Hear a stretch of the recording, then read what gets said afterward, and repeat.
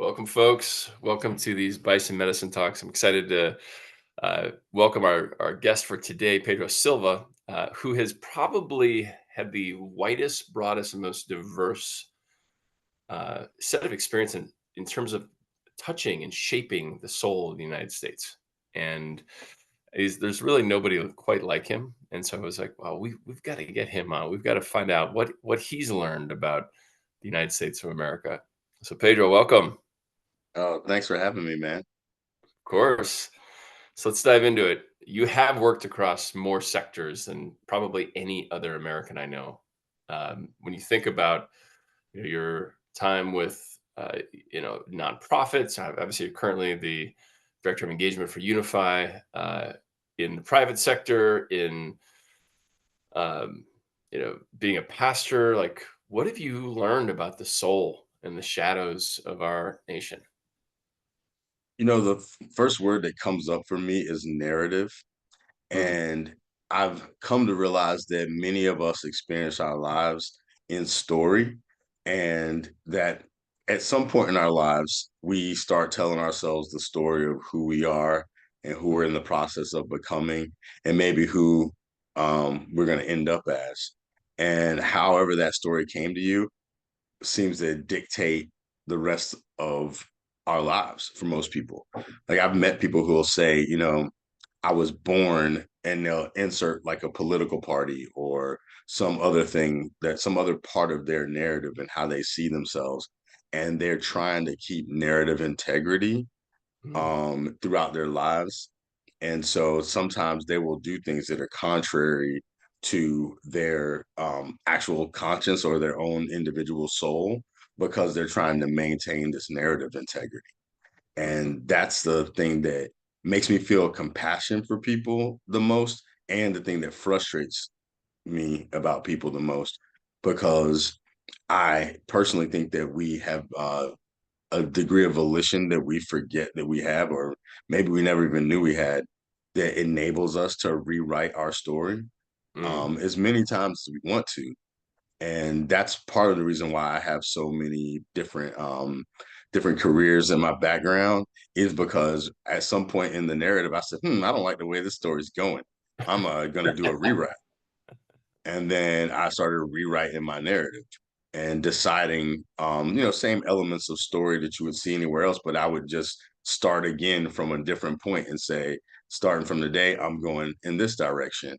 And discovering how many people don't realize that they can do that, or are too afraid to do that, who might want to do that, but they're concerned of, what the other characters in their narrative will say, Mhm, things like that. And that really frustrates me, especially when the narrative contradictions, mhm, um, because I also see people who will say one thing in their story because that's what they want to believe about themselves. And even though their actions are completely contrary to everything their mouth is saying, for them to not say, wow, I am nothing like the person I pretend to be. Maybe I should put some effort into actually being consistent with the narrative I put out there. For some people, it's just enough for them to be able to tell themselves the story of yeah. them being the hero or whoever. And that trips me out a lot with people. It trips me out. And especially when you look at the American narrative. And that's what I appreciate about your writing, is that you are both mindful of the historic narrative and the different complex elements that make it up. And you're not afraid to say, and here's how we can basically reimagine, like look at the best parts and reimagine better parts, and like introduce new myths, if you will, or new symbolism that would help take us to the place that we want to be, or that we Mm, say we want to be. That's why I appreciate your writing so much. Is because mm, you do that. I don't know if you're thinking about it when you're doing it, but you're definitely doing it. And you're not just doing it for yourself, you're reimagining the social narrative, and in ways that are inviting, that people can locate themselves in the social narrative and get closer to being who they say they want to be. wow. So yeah, that's kind of where I am with it all. Well, I will take that, Pedro. As you know, the path of the writer is a very lonely, thankless job. So I'll Oh yeah. take that in. Yeah, Um, yeah. Yeah, I want to just reflect on something you shared there around kind of the narrative congruence piece, and that Right. is, I love how you voiced that. Yes, you can have a lot of compassion for folks because they're stuck in this like narrative. Mhm, And I see this a lot, especially with white men. My peers in the mhm, Midwest, East Coast. They got a narrative around like they're not emotional, they don't have, they're not creative, they can't change anything in their life. They're on this course towards retirement, and then they can live their real life. The same. It's like a mhm. very limited, um, and like imprisoned narrative in a sense. Yeah, I keep trying to tell them like that's not the point of America. You're supposed to be able right, to break free anytime right.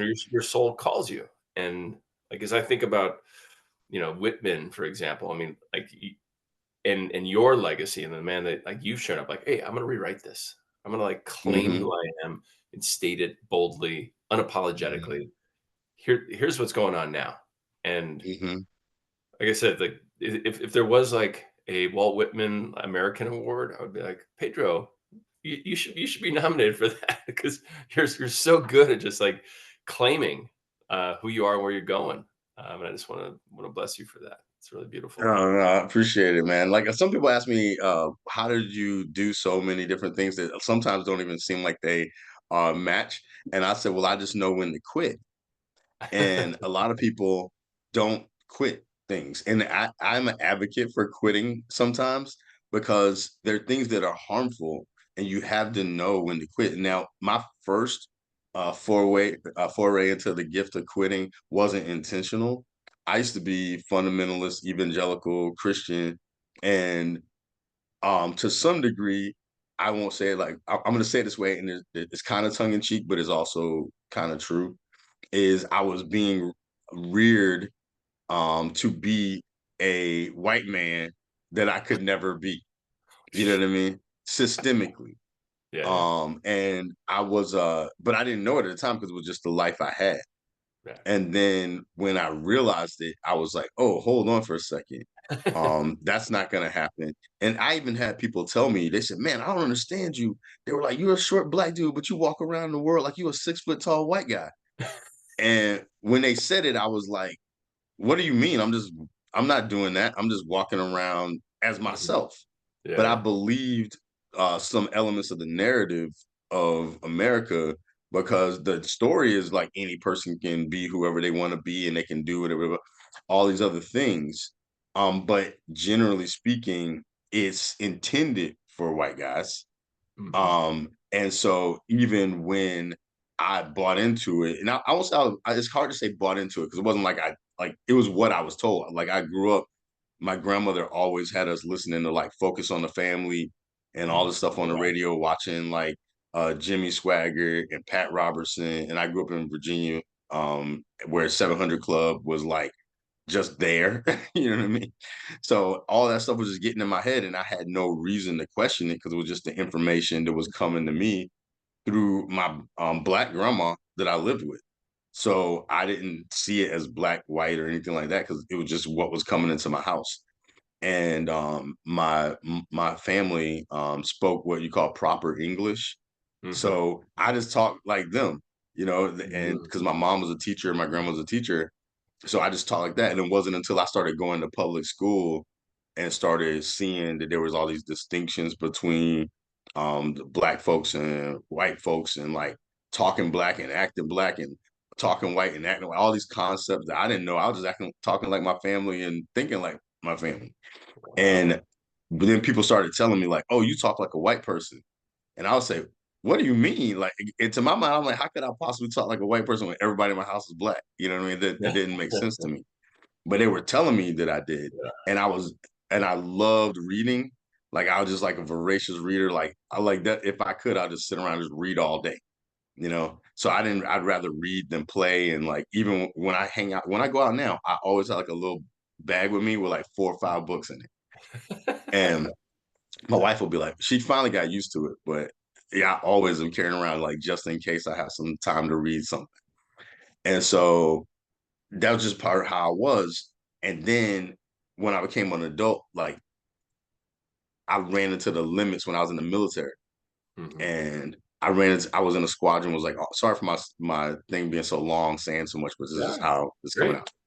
But it was like all big white dudes and me in this squadron for the most part.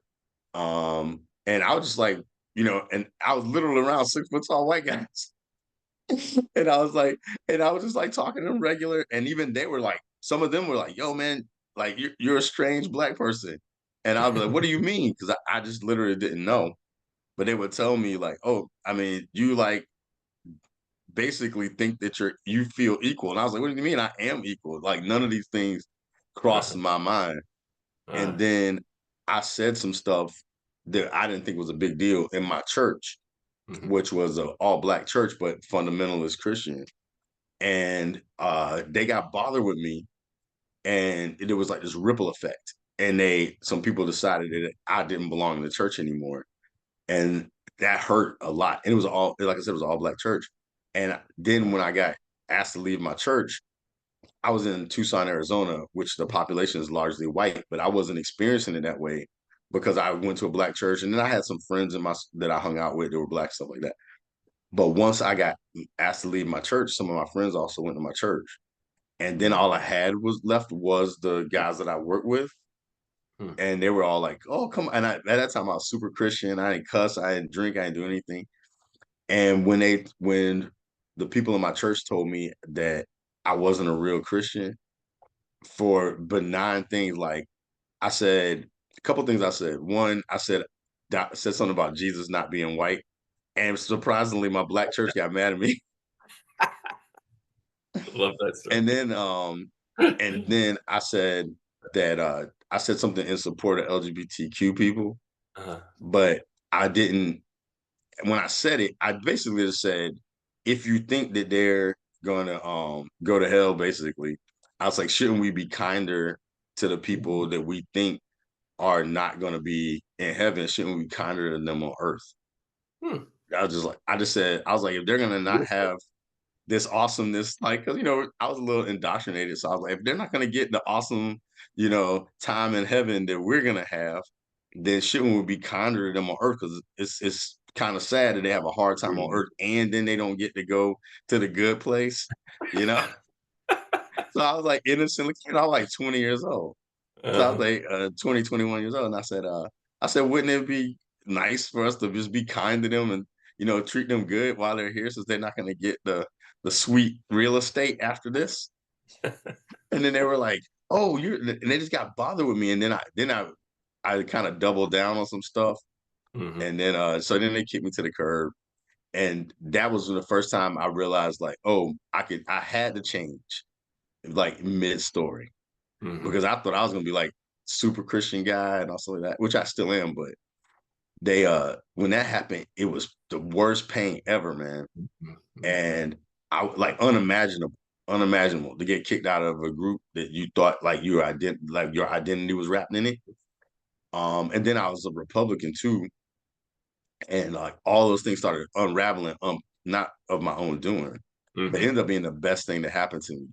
because I survived it. And once I survived it, I was like, oh, I'm not gonna die because my group kicked me out. I'm not gonna Yeah. die because uh like people that used to be my friends aren't my friends anymore. Like this isn't gonna kill me. And I'll just like make some new friends. And then like once I learned that, I said, oh well shoot, if I don't like something, I'm just gonna leave on my own. Like no one has to kick me out. I was already questioning some stuff anyway. I just Mhm. like took it as a gift.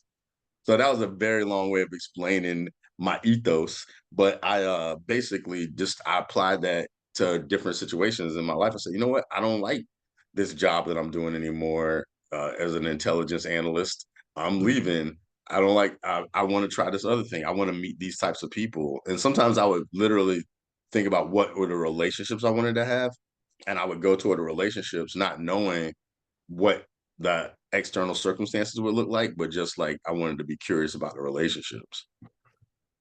So I'm curious because you began life ensconced in just a proper English, black family, black identity, but yet kind of having this almost like W.B. Du Bois double consciousness in a sense, like thrust Mhm. upon you, like, hey, you're not like others.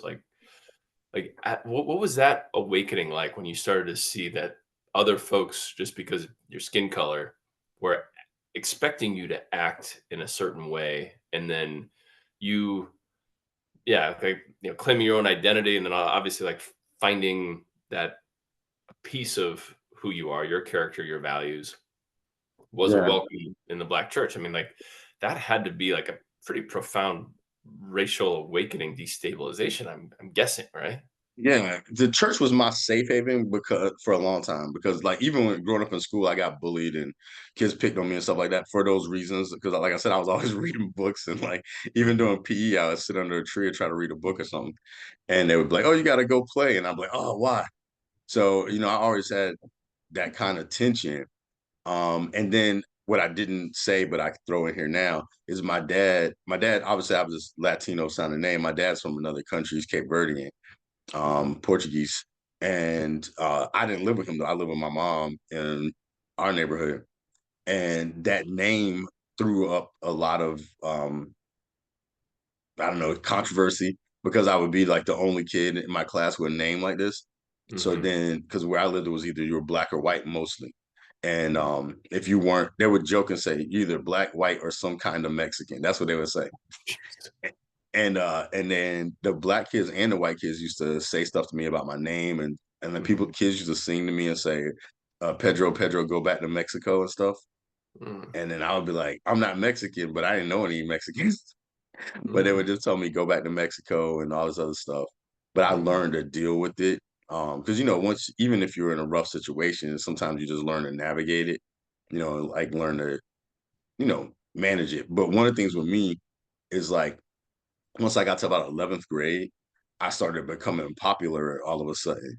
mm, But it was because of consistency, because I stayed the same way pretty much all through school and stuff, even if people said stuff to me or a certain kind of way towards me.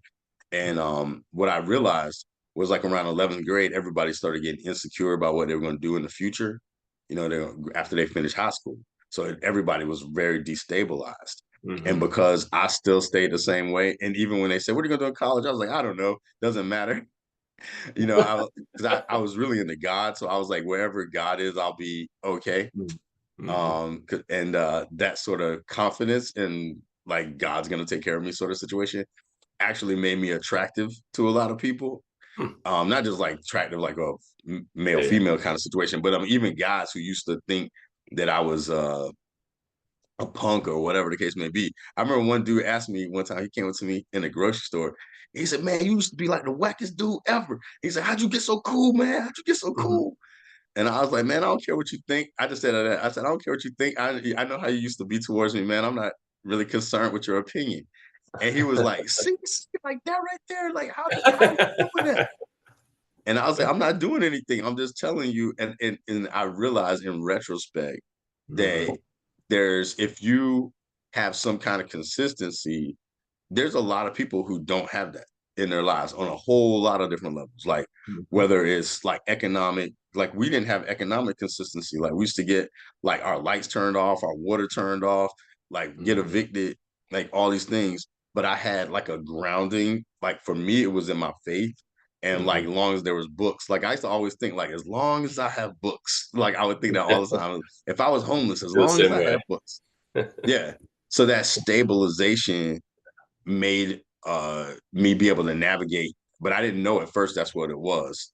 I like later realized that's what it was because when Mhm, I recreated myself a bunch of times, and the same thing happens every time I recreate myself. Like I lose friends.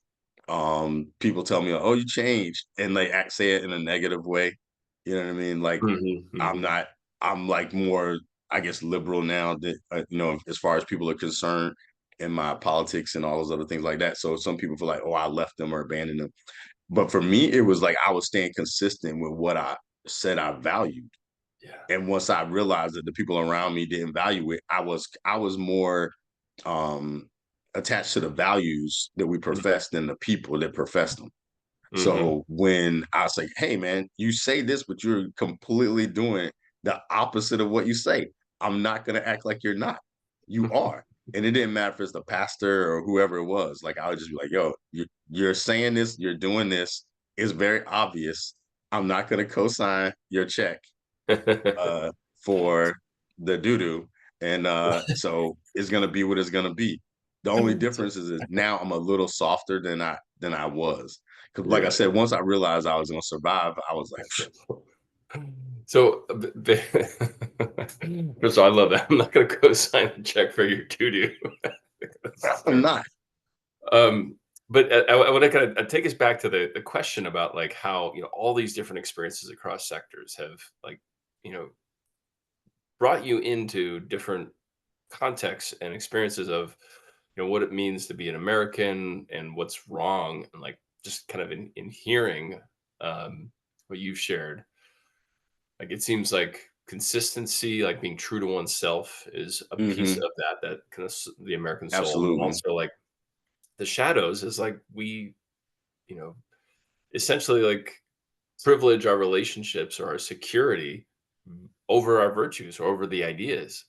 I'm Hmm. curious, like, does that land, and is there anything else that you want to say to that? Like what I mean, what everything I'm gonna has your say is life? gonna Yeah, go ahead. everything I'm gonna say is gonna sound very Jesus-y. I'm just gonna tell you, Please. just in case you're It's all good. so like there's Jesus basically said to his disciples, if you don't and these are the words that it says in the Bible, right? If you Hmm. don't hate your wife and your kids and even your own life, you're not worthy to be my disciple, right? Hmm. And how I interpret that is the word that they use for hate actually means love less, but the Hmm. context is to be put it in proper perspective. You know, Hmm. it's just like so if or you could say attachment or whatever if you want to translate it for another spiritual tradition. But essentially, I studied this stuff. Like I decided I want to follow Jesus when I was like 6 years old, and I was like committed. You know, that's my longest committed relationship. And I I grew up being told we take this literally. And so I took it literally because that's what I was raised in.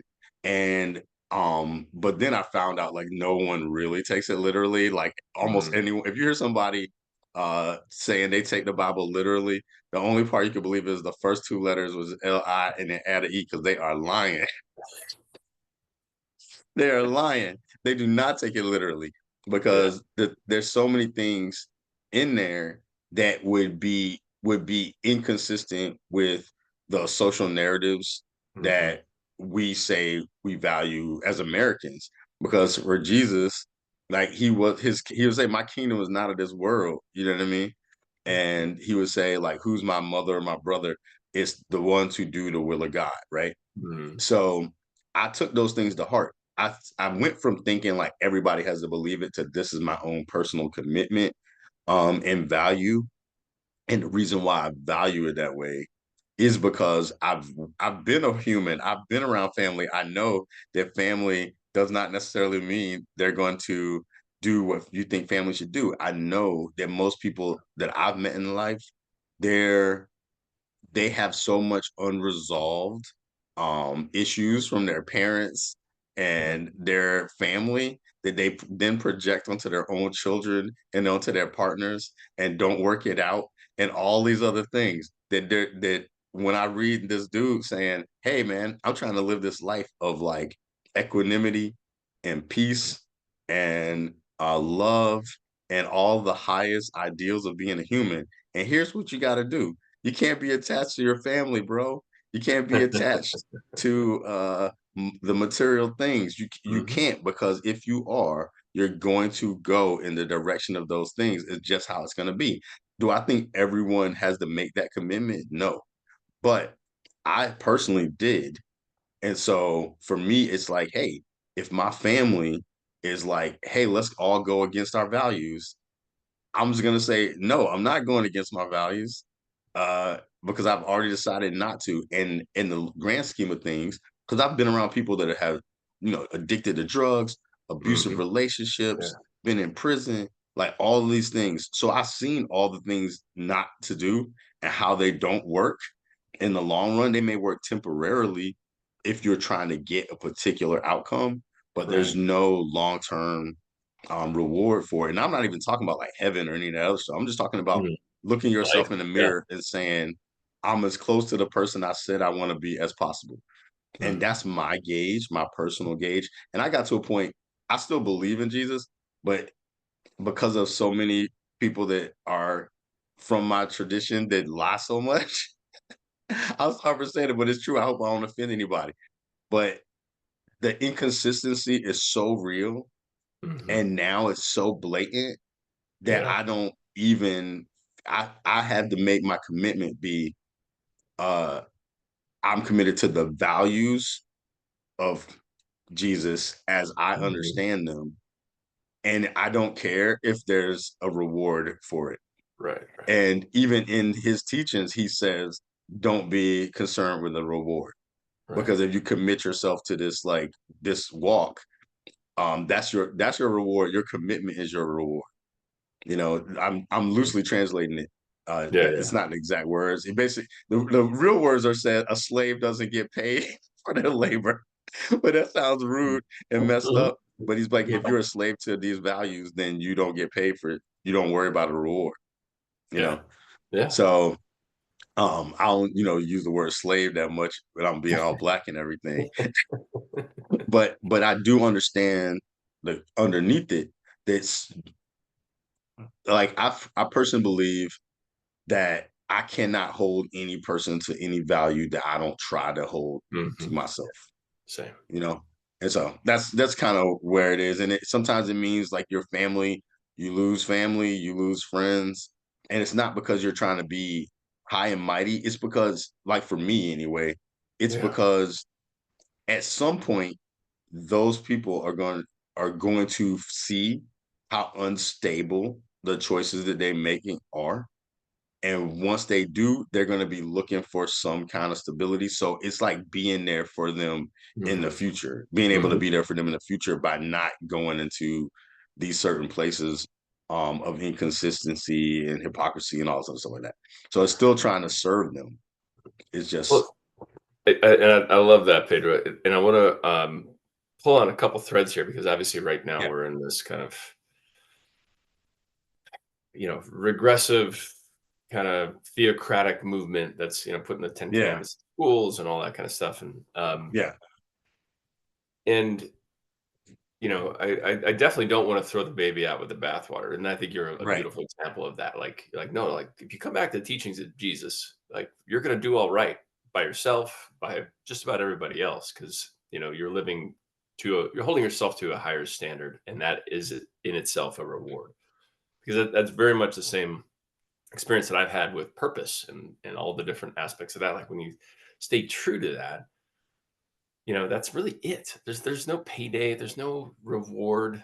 Um, and my want is that everybody gets that, whether that's through a faith tradition or whether it's through some other kind of transformative path. Because unless we ourselves kind of become ourselves, we don't have a shot at becoming a nation. Like if there's absolutely. not, you know, 330 million Pedros out there, we cannot become like a nation.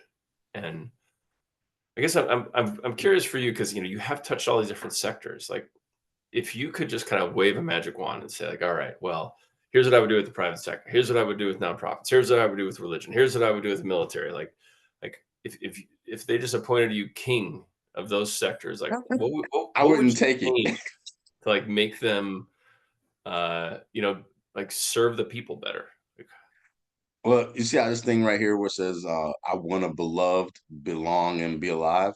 mm, Like I personally believe, just like from my journeys of ups and downs and stuff like that, I feel like most humans are running like a unconscious tape that says these things. I want to be loved, I want to belong, and I want to be alive, or otherwise I don't want to die. And the fear of not having these things pretty much run most of our lives. yeah. And it runs it unconsciously because we're so afraid. Once we become aware that we could die, we become so afraid of dying. And basically, another thing from the Bible says that the fear of death makes us a slave to sin. And what I mean by sin and what the Bible means by sin is missing the mark. That's what the word means. It just means to miss the mark. So I apply that to anything you intend to do it, but you're off. Like your aim is towards this, but you just don't hit it.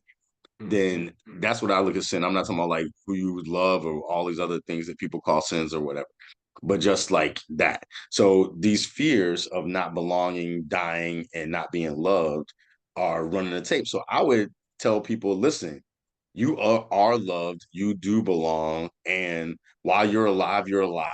So make the most of it and see how that reshapes how you show up in the world. Because that's what I had to do actually. Because Mhm. once my church kicked me to the curb, and I thought that that was, I didn't realize just how much of my identity was in being in the church until I didn't have a church. And I realized also that even though I wasn't thinking this consciously, I had to have like a come to Jesus moment, as they say, Mhm. because I had tried so hard to be a good Christian. And when the church turned on me while I was going through a divorce, which made it even worse. Yeah. And and people were saying like, oh, he thinks he's so into Jesus, but if he were, his wife would still be with him, this sorts of Mhm. things. Mhm. So they were also kicking me while I was down. Wow. And so Sorry. I felt like the epitome of loneliness, man. And Mhm. like, in all honesty, I was close to losing my mind, like probably about to have a nervous breakdown, Mhm. um or was having a nervous breakdown. Mhm. And I tried to actually become an atheist Mhm. because I was like, just for some seeking of some identity when they were telling me I wasn't a Christian and all this, I didn't know where I belonged. And I started thinking like all the negative things that society said about Black people, like all my life, that I Mm. had been that had been pulling at me, but I kept trying to go forward even while all those things were pulling at me. And I literally was like, you know what? I guess I'll be what they said to me about me. I'll take the story that society gave me because I didn't have anything left. And so Ouch. I decided that I literally, I'll just be honest, dude. I looked in the mirror and called myself all the stuff that people said about me. Wow. And I didn't yet know that that was like my mind trying to Mhm. make sense of not having a place and not Yeah. having having no place that I belong, feeling unloved. And so sometimes we become the worst parts of ourselves Mhm. just to have an identity, and just to belong to not belonging. Like I actually written Mhm. about this, like belonging and not belonging, because some Yeah. people, they become like a caricature of what society says about them just to belong, just to have an identity. That's why I feel, like I said, compassion for a lot of people, because so many people do terrible things to themselves and others in a upside down way of trying to have a place to belong and a place of love. They're like, well, at least I know I'm a this or I'm a that. I belong Yeah. to a gang or something, Mhm. And so I was in this zone of like no belonging, no love, and probably would have been fine with being dead. And in that empty space, at some point, I like, I guess I'll say like this: I wanted to forgive my ex, Mhm. and I couldn't find a logical reason to forgive uh what I considered forgiving her. She probably could have said the same thing about me. So I'm not saying it was all her or anything. And the thought that came to my mind was the only way you can forgive her is just to accept that she didn't know what she was doing. Mm. Mhm. And then I was like, hold on, I've heard that somewhere before. Forgive them for they know not what they do. And Mhm. I was like, and I was actively trying not to believe, because at that moment I felt like trying to be a Christian had ruined my whole life. Like it Right. had made me like not fit in school. It made me Mhm. get jumped by other kids. It made me like, be called all sorts of names. And I was consistently trying to follow these teachings only for my church to tell me I wasn't a real Christian and for my wife to leave me. And my wife was in a stricter denomination than I was in, Hmm. and I was in a strict denomination. And she thought that mine going to go to hell because they weren't as strict as hers. That's how crazy we were. And we used to fight over who was going to hell. And it's like, it was so dumb. I mean, I never thought she was, but she would tell me, "You are because you're not a part of this church." And then I would be like, "This is insane." But at any rate, Mhm, mhm. at that void, Mhm. I would say that people are so terrified of. I would say like even in that place, which in the Bible, there's a in Psalm 139, it basically says there's nowhere you can get away from God's spirit. And even if the light turned to darkness and all of these things, and even if you wanted like death, God would still be there with you. Wow. And I knew what that meant in Yeah, that space. yeah. And like I had read it a whole bunch of times, but I hadn't had that experience. And once I had that experience, I was like in the void, in the bottom of nothing, like literally didn't care. I was in the military and I told myself, I'm gonna do drugs. Like that's how messed up I had gotten.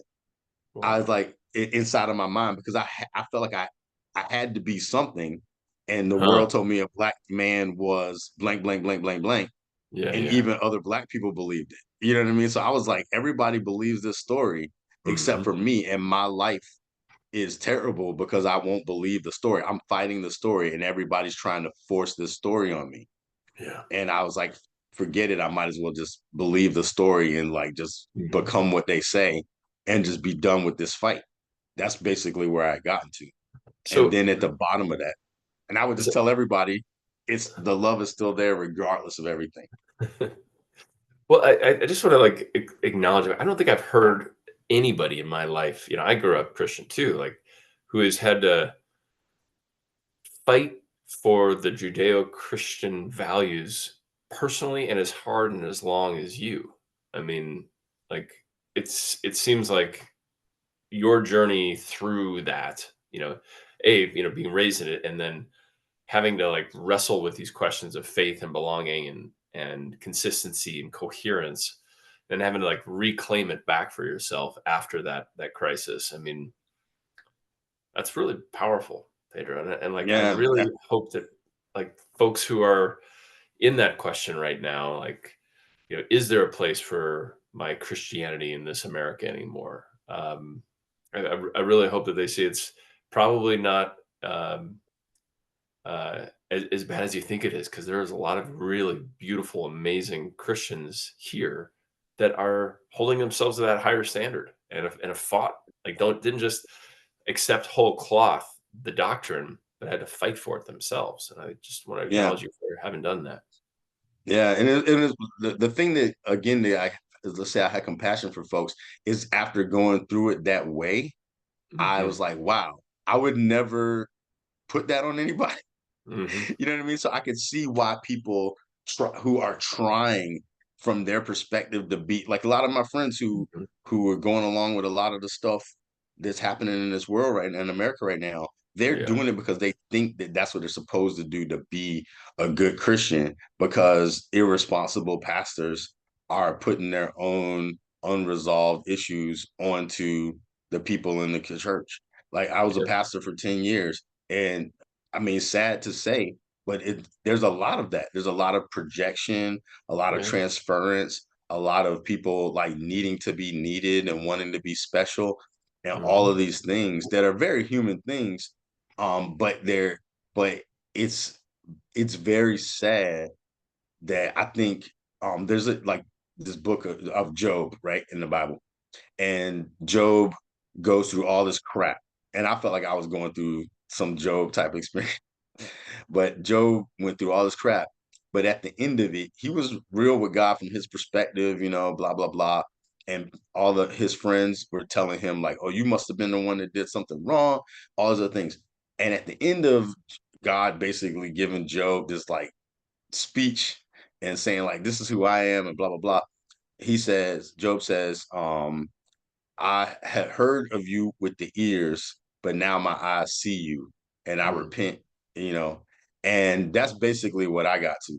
It's like Hmm. as much as I had read, gone to church, studied, sacrificed, blah, blah, blah, blah, blah, I still was hearing about God with my ears. Mm. Um, and I was like a patriot type person too, because I was in the military when they were playing that Lee Greenwood song, "Proud to be Mm. American," and we were watching Mm. it, videos of America blowing everybody up. I was like, so I was there with them all, man. And Yeah. then but then when all that stuff happened, like I feel like it was a gift because the prayer I had above all that was I wanted to like know Christ intimately.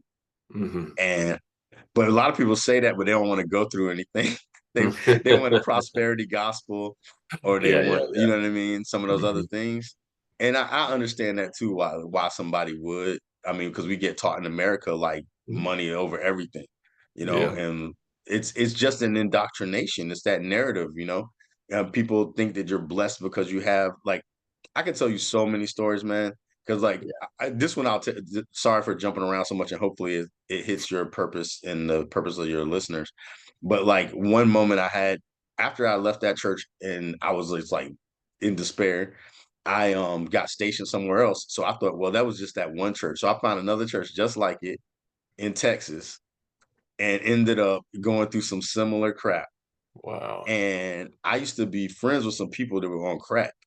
Mhm. And I used to like pick them up because I grew up around crackheads and stuff.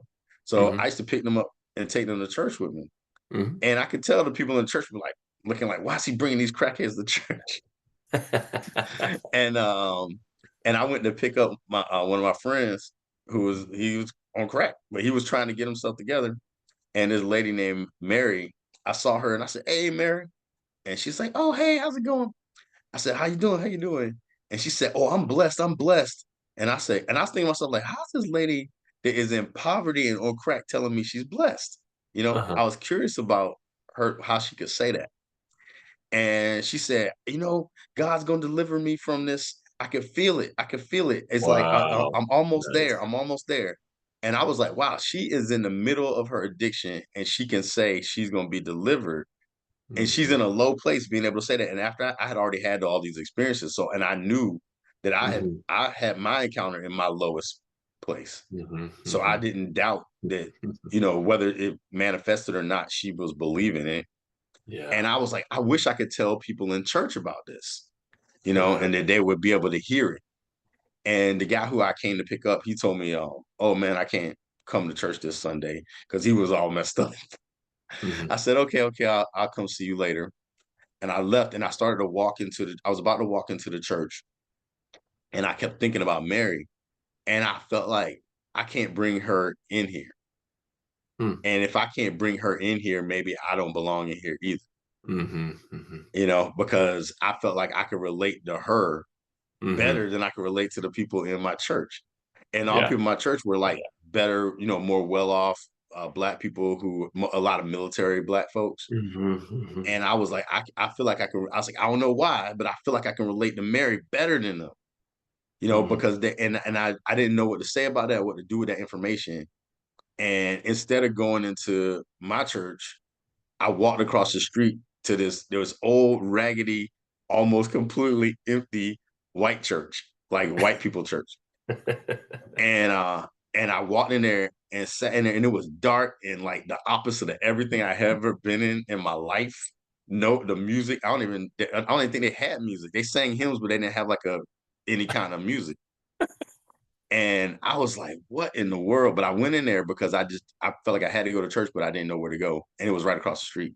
Mhm. And I went in there and I just cried and cried and cried and cried and cried, Mhm. trying to figure out like how do I make sense out of this? Mhm. And even the people were like, "Oh, are you okay? Are you in the right place?" They didn't know what I was doing in there, and I didn't know what I was You in doing in the there right either. Jeez. But I was just like, I was like, this is America. Mhm. Like this is the tensions that we live in. We're stuck in all these stories, all these Mhm. competing narratives. We can't find a through line. Mhm. We worship prosperity of finances and stuff like that, but not prosperity of spirit and all of these things. And like, and I was trying to figure like where do I fit in this? Like, I don't Mhm. even know where I fit in. Like, I don't, and it came to the point where I was like, this has to be okay. Like Mhm. this, it has to be okay that I don't know where I belong. Mhm. But I still am loved. I'm still alive, and And I started saying to myself that, and I say this to people when it fits the setting, that all of creation took a vote and said yes to you, and Mm. your job is to figure out how to say yes to yourself. And Wow. so, like, living here is figuring out how to say yes to me and running into the, because God already said yes, if that language works for folks. But even if you don't believe in God, like, you're here regardless. You're here, and you Mhm. can say that all the chemicals and the explosions and all the happy mistakes or whatever it took, you are here now. What are you going to do with it? Because eventually you won't be here, whether you believe in something or don't believe in something. You're here in this moment. What are you going to do with it? Everything said yes to you. Are you going to live your whole life trying to fit into a story that somebody else told you before you got here? Like, I tell people that their name is the first lie anybody ever told them, I love it. because my dad's name was Pedro. I'm nothing Yeah. like him. Well, I'm probably Mhm. something like him, but I'm not that much like him because I wasn't raised with him. Um, but when he looked at me and said Pedro, he had an idea in his head. He was projecting onto me Mhm. who I was Mhm. going to be and what I was going to be like. And whenever he and I butted heads, it was because I wasn't the way that he had, the story he had written for me. Mhm. You know what I That mean? resonates. Yeah. And that's So most of us. yeah, I know, and that's, I mean, in some sense, that is like the human journey, but I think Yeah. it's specifically like a US journey in a Yeah. sense, because we have all of this stuff projected onto us, Yeah. regardless of, what particular race, gender, sexuality we have, Yeah. and I was curious, like, obviously you've been very generous with your struggle with faith moving into all these different sectors. No, I don't struggle, but like more like the gift of faith and all the through moving through Yeah. these And it's different been a sectors. struggle. I mean, sometimes that's the right word. Yeah. Sometimes it is that. Mhm. Even when I was a pastor, it was some times I was like, why God? I'm literally in a pulpit doing your jam. Like, why is this going down like this? I'm also curious if you would speak a little bit to, what I judge, and I think you and I have talked about this a little bit, like racial justice. I mean, Yeah. how do you relate to that right now? And with regard to the American experiment, what we're supposed to be about, all created equal, you know, where do you hold the fight for racial justice vis-a-vis your own American identity? How does that sit? I mean, for me, I I look at it like this. Now, this also may make some people feel some kind of way, but I know that being a Black American, if you took the whole planet and you said who is, because people compare people to people, even Mhm, though I mhm, don't think that there's such a thing as an opposite of another person. mhm, That's how humans tend to think. We think in mhm. polarization sometimes. So people would say, "What's the best kind of human?" And they would say, "Oh, the best kind of human is a white person, a white man, heterosexual." Then they would say, "Well, what is their opposite, or what is the worst?" And then they would say, "Oh, a Black American." They probably say a Black American woman Mhm, is the complete opposite end of the pole, and mhm, then just above that would be a Black American male. And people don't want to say, because it would make them sound like a bad person, that mhm, that's how it is, but it is that way. It's been that mhm, way for hundreds of years, and mhm, everybody knows it. Because if people didn't know it, they would encounter people and there would be no feelings one way or the other about what that person means. But mhm, humans, especially, I would say, in my experience, because I've only had the Black male experience, people are seen as symbols, and mhm. symbols are always contain way more. Like, you see an American flag, it's not like you don't say, look at it for the first time and go, oh, what is that striped piece of fabric with stars on it? It carries a long story behind it when you look at it, Mhm, because it's a symbol. Same thing with Black skin. mhm. Like, people see it, and and if you're in America, in the American context, and you have this kind of skin, there's all this stuff, and then they put Yeah. it on the person to disprove their Mhm. own worst fears. So, Yeah. like, if they see me and they go into whatever fears, it's on me to make them feel safe in their mind. Mhm. People, whoever it is, it could be another black person.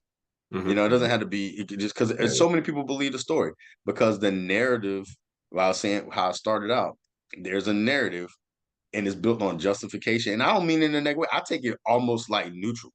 I just like Mhm. stand back and witness it and go, this is how it was constructed. I'm not taking it personally. I'm taking it. I mean, I do when I'm in my, coming from my body space, but just as a person observing the construction of this system in this society. Do you know anything about Rene Girard? Name He's a sounds very familiar, he's a but I'm philosopher, I'm blanking but right now. he talks about memetics and all this other stuff. Mhm. But he also talks about that societies and cultures are built on a founding murder. Hmm. And so they whoever they you can see how they built their society off of who they killed, you know? Good. And Wow. so in this Wow. country, they killed indigenous people to take the land, and then they, basically kill black people to cultivate and to shape the land, you know? Mhm. And there's other people that went through some things, but let's just be real. Mhm. So that's the story, right? Right. Um, and I think that we have a hard time because on the other side of the story is all these people that are white that they think of as heroes of the story because every story has to have heroes. Just like yesterday was Independence Day. So Right. you would say that Thomas Jefferson is a hero in the story of independence. And you could just leave it at that. You could also say that he had an inappropriate relationship with Sally Hemings and had 6 kids with his slave woman while he was cheating on his wife. Took her to Paris with him, all Mhm. sorts of things. Died broke because he like didn't do a great job as a business person, and Mhm. died on Independence Day. Uh, today would be like $2 million in debt. You know what I mean? He was trying to do a lottery to try to Yeah, pay yeah. his bills off. You I know what I know. mean? But most people don't study history and don't know. They just Yeah, say, yeah. "Hey, who do I relate to most in the story? Mhm. Oh, I look Mhm. like the good guy. Well, that's all I need to know." And the other Right. person, I look like the bad guy. That's all I need to know. And they subscribe to the story. And then whenever you don't play your character, people are going to have a problem with it. Oh, But yeah. if we change the narrative to a more expansive narrative of what it means to be an American, and I've been a patriot, I've been all these things in my life as I navigated this space, this context of America. And I would say that like I said, the consistency is your own sense of values and being able Mhm. to look in yourself in the mirror at the end of the day, and say, hey, I gave it my best shot. I tried. And you might not succeed either, you might die for your values. Like people say that Mhm. they would. I don't know too many people that would or even been in a situation to do it. Yeah. And it's like, and I don't hold that against them either. But I think like at the end of the day, we have to come up with a bigger story for America that isn't just, oh, we escaped England and Mhm. started our own country based on liberty and blah, blah, blah, when we can see the hypocrisy. You know, Yeah. Yeah, yeah. it's I know. blatant. And it's just like any person, you see a person that's got any kind of like issues, we need like consistent therapy because if you can't confront the reality of your story, Mhm. then you're just a character in it. You're not even like you're not participating. Yeah. And You that's got no sad. agency. Yeah. No agency. And it's Yeah. very sad. And there's no liberty. And it's like people say liberty, liberty, liberty. It's like Mhm. you have no liberty. You Mhm. have no liberty because it is not because of a government, it's because of ourselves. Mhm. It's because we have and I don't again, I feel a little bit of tension in saying this because I did not choose to go into the void. I got knocked into the void. But I did say that I wanted to have an intimacy with Mhm. the representative of the values I hold. So I Right. would say if you find any person or mentor or something that you say, hey, that is consistent with the values that I want to hold, and you grab onto that ideal, and then you say, hey, I want, and you are willing to have that intimacy, then you're gonna have some experiences Oh, yeah. and Oh, yeah. it's gonna shake things up and you're gonna lose. I mean, this is the scariest thing. Like, you're gonna lose friends. You're gonna Mhm. have family members. Yeah. Like some people, like this is the thing that bothers me in the bridging movement sometimes. And I know we might be going over time. I'm just gonna say a couple more things. You can edit it or something. But one thing that bothers me in the bridging movement sometimes is that we try to make it so that everyone can fit in it, Hmm. and that makes us water down our own values Hmm. because we will try to accommodate some Hmm. people who, I'm not saying that there will never be a place for them Hmm. in the movement, but I can say that if they haven't done the work on themselves to be humble enough to say, I don't know these people. Like, I judge these people, but I don't know them. Yeah. And so I need to sit back and feel the pain of actually talking to a black person, because a lot of these racial justice issues, so like, they don't even talk. People have opinions about people they don't talk to, they don't know them, they don't Yeah. have a relationship Uh, with them. It's just being afraid and building their whole framework around fear and all this stuff, which I get. But we can't, I guess what I want to say is, like, sometimes you're gonna have to just be uncomfortable. People are gonna have to struggle. They're gonna have to argue. People are gonna mm, express themselves. Like right now, I might sound intense, and some person might say, "Oh wow, he's intense, man. And then whatever they think that black anger or something, they'll like mhm. start feeling all their feelings. I think one of the things that goes in my favor is I'm little, so even when I sound intense, people are like, I could take him. So, Like, um, so but but I'm Pedro, sorry.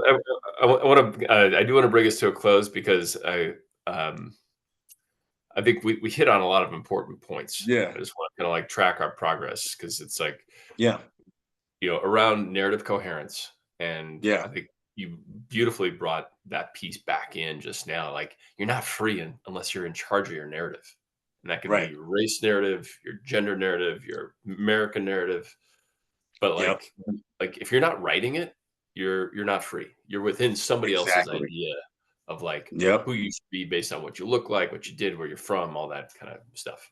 And Absolutely. that ain't American. That ain't American. Um, Yep. and just kind of coming back to the fight for racial justice, I think about what Nicole Hannah Jones did with the 1619. Like that that project, that book, um, for me, anyways, as a white guy, obviously no lived experience as a black person. Mhm.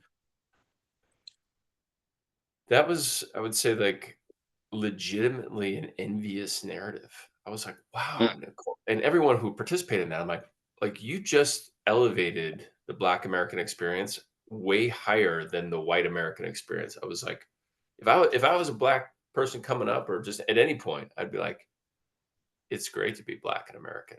Like, I mean, to me, that was like, like liberation theology out on the civic Mhm. level, reading that thing. And so I'm I guess what I want to like bring us to a close around is like, you as an American, somebody who's like crafted his own identity several times over and over, like wrestle with his faith, his race, his community. When have you felt most American? Like, what was the moment where you're like, this is what it's all about? This place, Mm. what we stand for. I will say that I I can't say that I felt most American ever.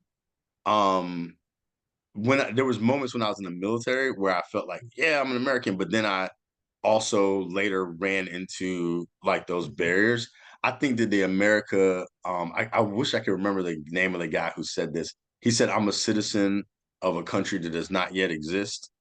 Mm. And I can't remember his name right now off the top of my head. He's a black Mhm. man. And I think when I imagine what America could be, or if I'm talking to someone like you, then I'm like, okay, I feel that I am dwelling in that space of the future Mhm. possibility of America. I think that America is still like in its infancy. You know what I Mhm. mean? And it's not everything that it could be. But when I am talking to some people who are working on, political innovations like ranked choice voting or Mhm. open primaries or citizen assemblies or something like that, then I say, okay, I feel American in that moment because there are people who are saying, hey, we are the people and we are looking at ways of making a more perfect union. So when I'm Mm. around folks like that, then I feel American, I guess, because then I feel like there's a place where they know we're still writing this story. Mhm. When I'm around people that say, "Oh, let's get back to the way things used to be," then I'm like, "Oh, you mean back when there was literally no America for me or Yeah, people yeah. like me?" I feel, I guess I would say less American. So I think Mhm. being American is a continuum in space time. Just make it all Star Trekky or whatever, and it I find myself in different places on that continuum. Yeah, But I feel like one right now in this conversation, and yeah. we'll see what happens if I go to like some part of Florida or something like that. I might not feel like one anymore. Well, I So mean, I love that because, I mean, that is something that's accessible to everybody, right? Like, yeah. you've obviously been working in all these different sectors to, make things better for folks and have, touch the soul, the shadows of this, like, as you said, infant nation. Um, but that when we're engaged in actually strengthening democracy or civil society, like that, like we're creating America in that moment, like, Hmm. and that is, something you and I've had the privilege of experiencing ourselves and being with others who do it. But most folks have not done it. They've not been a part of anything that actually makes America stronger, Hmm. at the civic democratic level, and that Right. really is like a great privilege, rite of passage that I want for everybody, and I Yeah. love that you do Yeah. that too. Yeah. Yeah. And there's so many opportunities. Like I was in AmeriCorps. Mhm. So that I felt pretty good working with refugees, Mhm. and that was a pretty powerful experience. So Mhm. there's different things that we could do to make ourselves uh, feel the best parts of America, the Mhm. ideals. Because I do believe in the ideals, Mhm. but I'm committed to the ideals within myself, and hopefully more and more people will find each other who look toward those ideals and they know that the story is still being written and our Yeah. best days aren't behind us, they're ahead of us, like Mhm. those sorts of things. And the guy who said that I'm a citizen of a country that does not yet exist is Vincent Harding. Mhm. Um, but yeah, I would say that we have this opportunity, and who knows what's going to happen in November. I mean, we have some interesting days ahead, regardless, because I do feel compassion for the folks who feel like um, a dictatorship is their best option, and because I mean, they don't feel safe, and like Yeah, people I always get it. they all want a hero to come in and save them. Mhm. I say no one's gonna do that. No one's gonna save you. That's not gonna happen. But you're also in less danger than you think you are when you Yeah, can make uh, intimacy with your own values and realize that you can write your story, some elements of your story. You know what I mean? absolutely, So, absolutely. So, yeah. Pedro, as we move to a close, what do you want to leave folks with, and how would you like to see if somebody's watching this? Like, I like what Pedro's saying. I want to connect with them. Like, what do you want to? What little breadcrumbs you want to leave them? Like, get connected with you. In terms of getting connected with me, I think LinkedIn's probably the best way. Because I write up there and I have a newsletter called People Are Not Things. Hmm. And so you can find me on LinkedIn at Pedro Senorinia Silva. And Senorinia, I'll spell out, is a Senhorinha. So Pedro Senorinia Silva. And I'm the only one of those. So you'll find me that way. And then in terms of um, being able to fully live into your values or go towards it, I would say spend some time in the mirror Hmm. asking yourself, how close am I to the person that I claim to be? Because the lowest point in my life was looking in the mirror, um, and trying to intentionally destroy myself because I tried to conform to the world's narrative of me. And the highest point was looking in the mirror and saying, "Oh, I'm back, thank God." And I can look myself in the mirror and say, "Hey, I'm doing my best," you know. Oh yeah. And if you can look in your mirror and say that, you're successful, regardless of what your income is, regardless of anything in life. If you can honestly say that, Love you're it, good. Pedro. Thank you.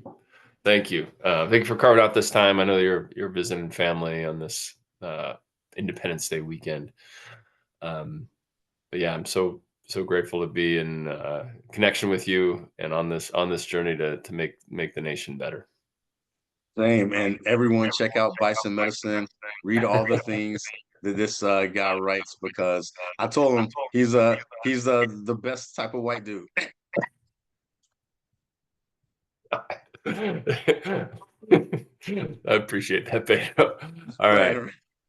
All right. We'll see you soon. All right. Bye.